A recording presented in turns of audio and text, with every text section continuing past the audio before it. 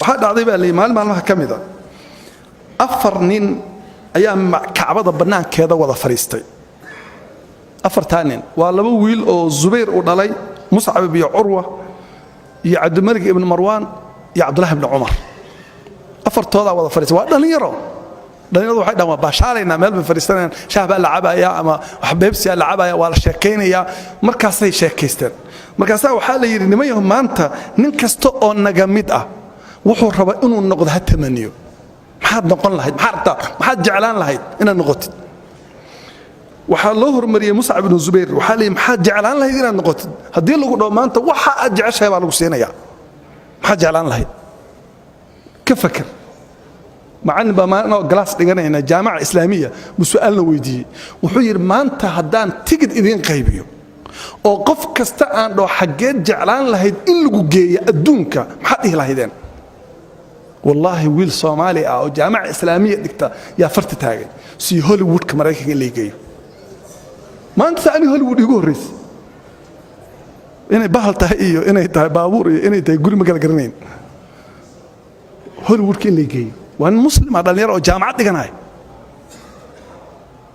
marka hadii loo dhoo tamani maanta waxa tamani lahayd iimaankaaga ka turjumaysa wuxuu yiri marka Mus'ab ibn Zubayr aniga waxaan tamanin lahaa in Iraq aan mas'uul waali ka noqdo governorka wadanka Iraq inaan noqdo waa koow inaan guursado Sakiina ibn Hussein gabar la yiraahdo aad u qurux badneed Sakiina inaan guursado iyo Aatika bint Talha ibn Ubaydillah inaan ku darsado labada gabdhood oo khatarta ah iyo madaxtinimo inaan isla helo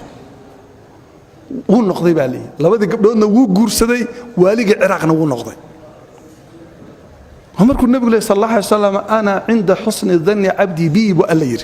falyadhunna bi ma shaa anu adoonkaygu wuxuu ii maleeyay baan ahay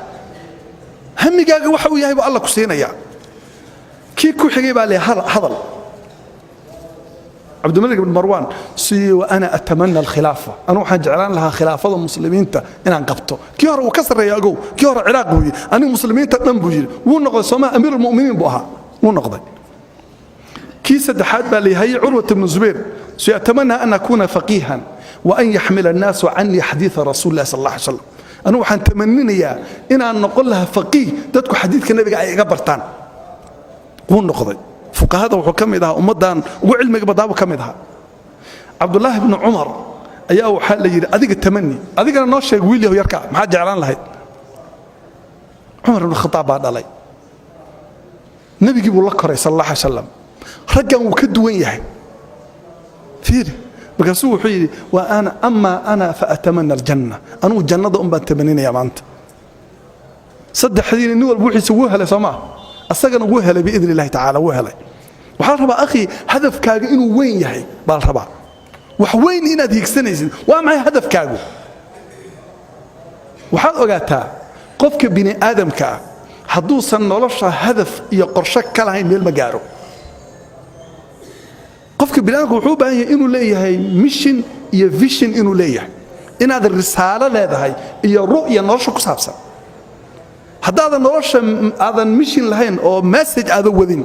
هذا فيشن لهين أو هذا ميل التارجت يميل جاريس أي نجري ولا ميل ما جاريس أقول